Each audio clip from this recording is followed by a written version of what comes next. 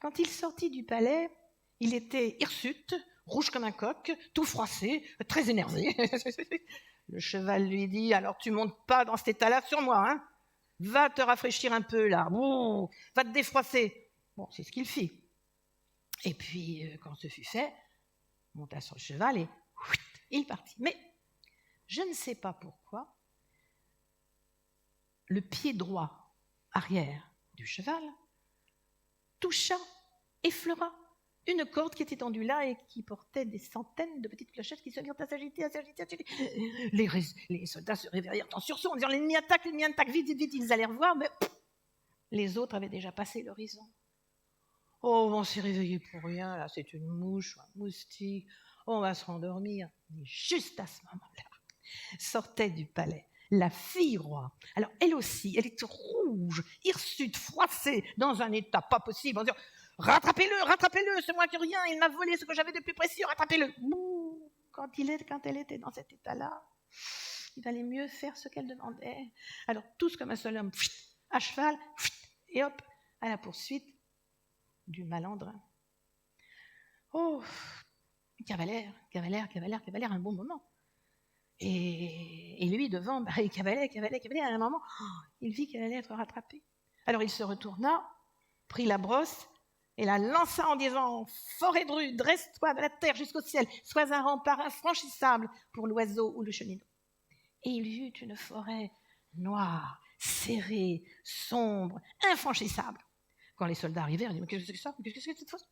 Alors ils allèrent vite chez le forgeron et se fit faire des haches pour couper le bois. Quand ils revinrent avec leurs haches, il n'y avait plus de forêt. Oh, ils alors ça. Bon, cavalère. Et au bout d'un moment, évidemment, le jeune homme se retournant, il est vite tout près. Alors il se retourna et lança le caillou en disant « Montagne, dresse-toi de la terre jusqu'au ciel, de l'est jusqu'à l'ouest. Sois un rempart infranchissable pour l'oiseau et le cheminot. » Et il y eut une montagne énorme, gigantesque, haute, large. Quand les soldats arrivèrent, ils ne pouvaient pas passer. Ils se dirent, cette montagne là, mais qu'est-ce que c'est que cette montagne ? Ils retournèrent chez le forgeron et se firent faire des masses pour détruire le rocher. Mais quand ils revinrent avec leurs haches et leurs masses, il n'y avait plus de montagne. Oh, ils se dirent, non mais c'est pas vrai, quelle journée, on a eu la berlue, c'est pas vrai. Ils continuèrent. Et fonçait, le jeune homme fonçait. Mais à un moment, il était tout juste près d'être rattrapé.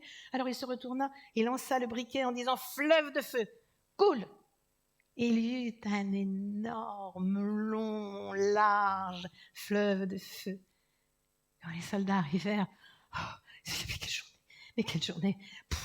Alors bon, il y avait une forêt pas très loin, ils prirent les masses, les haches, et se mirent en tête de construire un pont. Mais le temps qu'ils construisent le pont, Ivan était passé de l'autre côté. Il se retrouvait devant le chêne, devant l'écriteau. Il se dit, bon, peut-être qu'il faudrait quand même que j'aille voir ce que sont devenus mes frères. Alors il prit le chemin de gauche, se retrouva chez la belle Irène aux bras blancs qui l'accueillait le mieux du monde. Oh, Ivan, ça arrive vite, oh, je t'attends depuis si longtemps, viens, descends de cheval, on va s'en occuper. Et puis là, je crois que tu as quelque chose de très précieux là dans des affaires, on va s'en occuper aussi, t'inquiète. Viens. Et ils burent, ils mangèrent, ils trinquèrent, et elle l'invita à aller dans son lit. Mais là, quand elle lui dit « pousse-toi contre le mur », il lui dit « ah non, pas moi ». Et il se saisit d'elle, à bras le corps, et c'est elle qui alla pourrir au fond de la cave humide. Non mais... Il récupéra ses frères, il leur dit « bon, ça va, je même pas d'explication, allez hop, vous partez, je ne veux plus vous voir ». Et il retourna en sens inverse jusqu'à la croisée de chemin. Il était très fatigué. Bon, il se dit, je vais m'allonger un peu. Il libéra le cheval qui a la pêtre à côté, et puis comme il s'allongeait pour commencer à dormir, voilà qu'un petit vieux, venu d'on ne sait où, surgit et lui dit, Ivan, pas le moment de dormir, la mort rôde autour de toi. Bon, la mort, j'en viens. Et il s'endormit. Il aurait mieux fait d'écouter le petit vieux.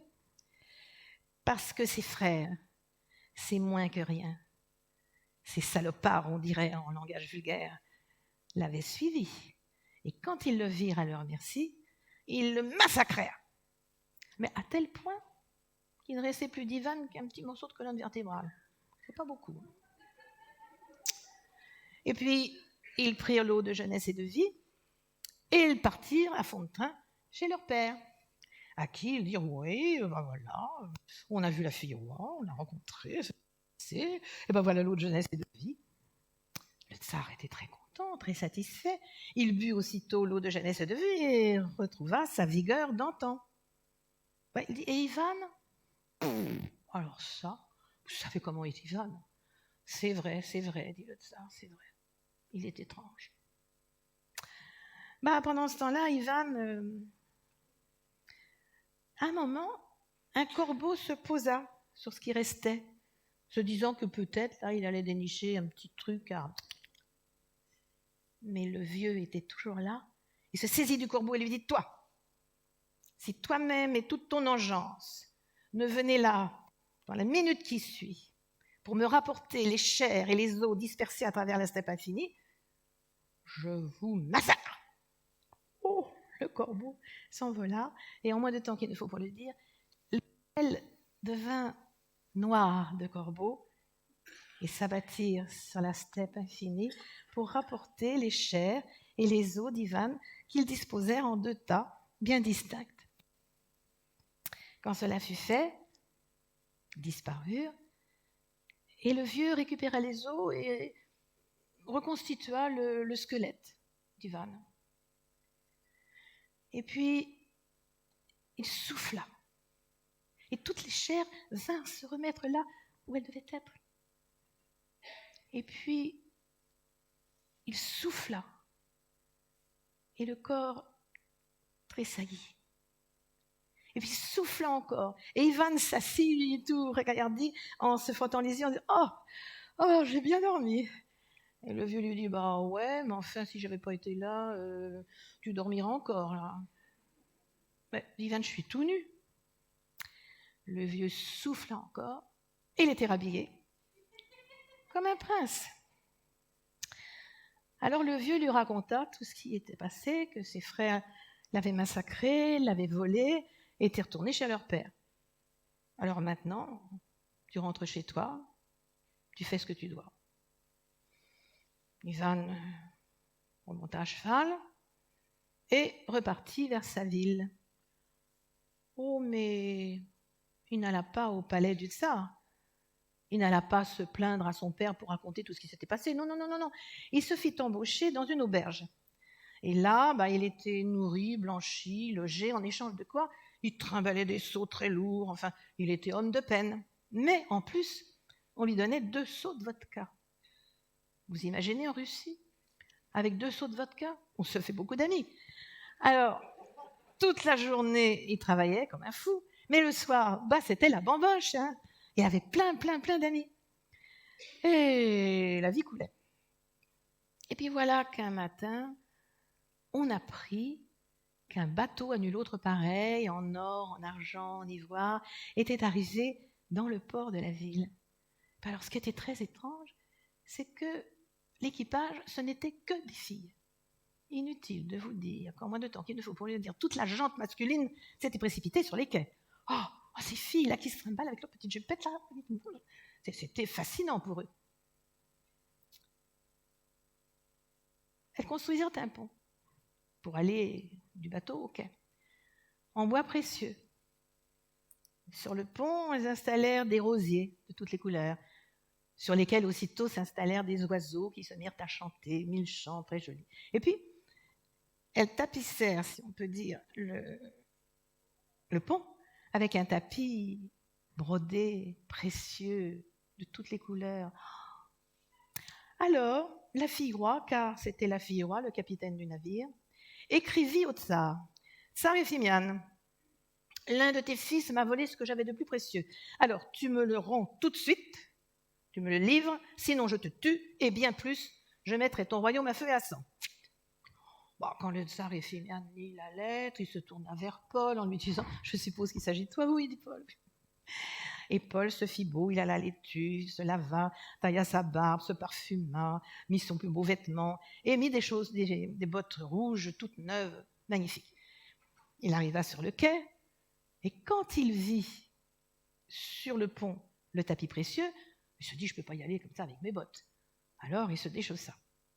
Au bout du pont, il y avait la fille roi qui attendait. Elle n'était pas toute seule. De chaque côté, un petit garçon. À peu près, vous voyez, tout mignon, là, vers 9 ans, à peu près, très joueur, très sympathique. Quand ils virent arriver Paul, ils dirent à leur mère, oh, quel bel homme, c'est notre père. Ah non, celui-là, c'est pas votre père. Vous pouvez en faire ce que vous voulez. Oh bah, ils s'amusèrent beaucoup. Ils le bastonnèrent, le fichèrent à l'eau, c'est tout juste, il ne fait pas noyer. Elle écrivit une deuxième lettre. Sarah et Phiniane, tu n'as pas livré le bon. Alors, tu fais attention, parce que sinon, je te tue et je mets ton royaume à feu à sang. Oh bah, Sarah et Phiniane se tourna vers Fiodor. Je dis, c'est de toi alors qu'il s'agissait. Oui, je n'osais pas le dire, mais c'est moi.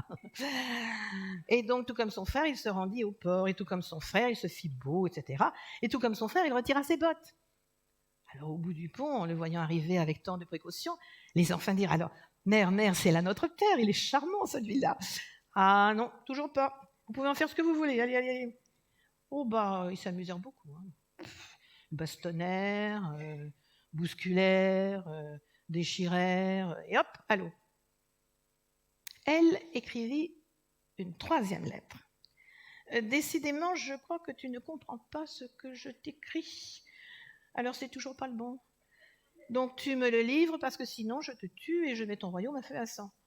Alors là, quand le tsar et Phimian lut ça, il en perdit ses cheveux qu'il avait regagnés grâce à l'eau de jeunesse et de vie.